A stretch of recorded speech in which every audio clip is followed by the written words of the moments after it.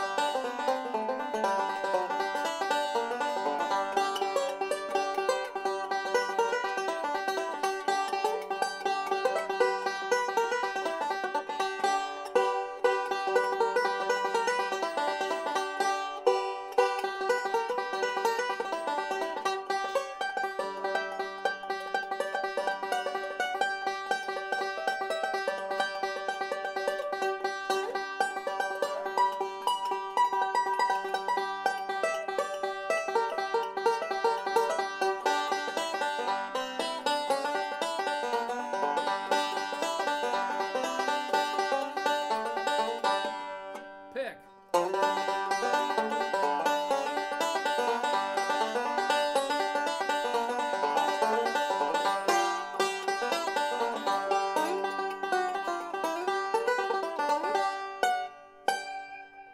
Okay, so if you've ever looked for a J.D. Crowe Blackjack, you'll find they don't come up very often.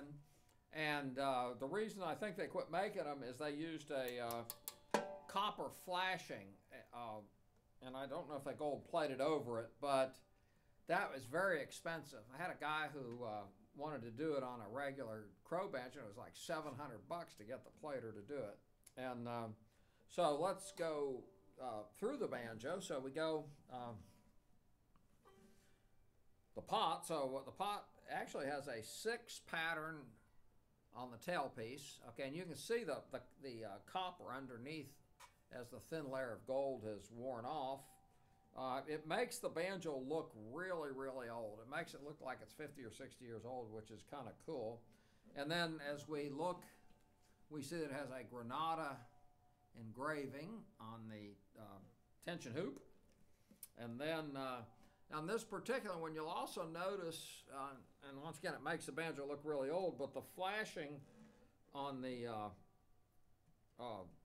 flange, you'll see how it's come off.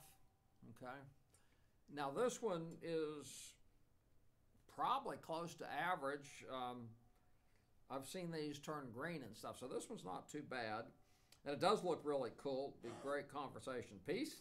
And then let's just go up the neck, and we have the inlay pattern. This is the original, an original pattern that Gibson had, and what they did to economize is they made it much simpler, so there were less pieces of pearl. But this is the original design that Gibson was going to use on one of their banjos, and you can see it's pretty elaborate.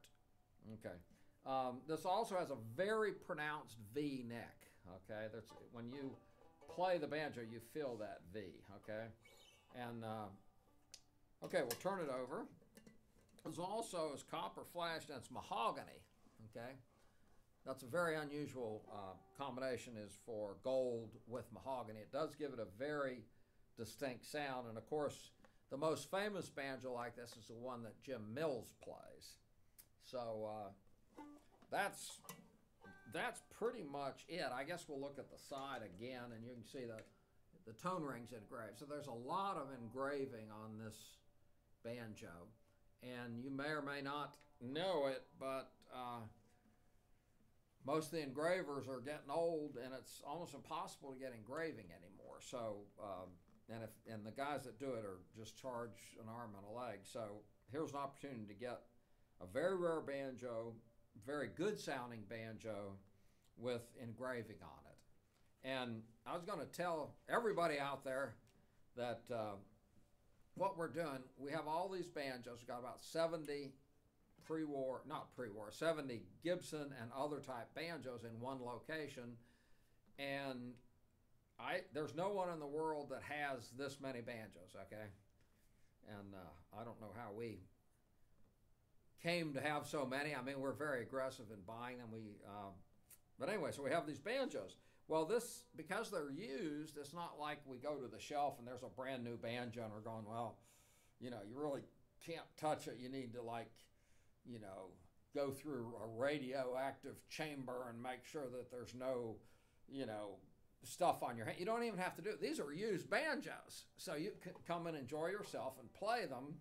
And the really cool thing is everybody's wondering, and I used to too, hey, I wonder, should I buy a J.D. Crowe Blackjack? Should I buy a Granada? Should I buy a Stelling? And it's almost impossible to have all those banjos in the same location. Well, voila, all of a sudden you can now come here and compare all these banjos. And after about 2 or 3 hours, once the banjos warm up, you'll go, wow, I really like the Gibson sound, and I really like this. And this particular Gibson, let's say we have RB3s. There's 4 of them, and this one sounds great.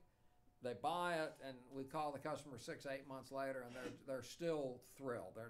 Nobody's walked in with a banjo that sounded better than theirs because they've already gone through that. So anyway, we're 7 minutes from the airport. Invest in a plane ticket and plan on spending the day. You can spend 5 or 6 hours. We had one guy spend 5 or 6 hours, came back the next day, spent another 5 or 6 hours, and then ended up buying a banjo that he truly loves. And of course, I give banjo camps, and he's been to about 4 camps. Anyway, that's it.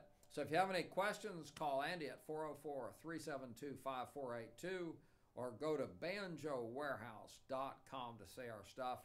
Hey, and go ahead and subscribe to the channel, and every time we do one of these videos, you'll get a notification. Well, have a great day, and hope to see you soon.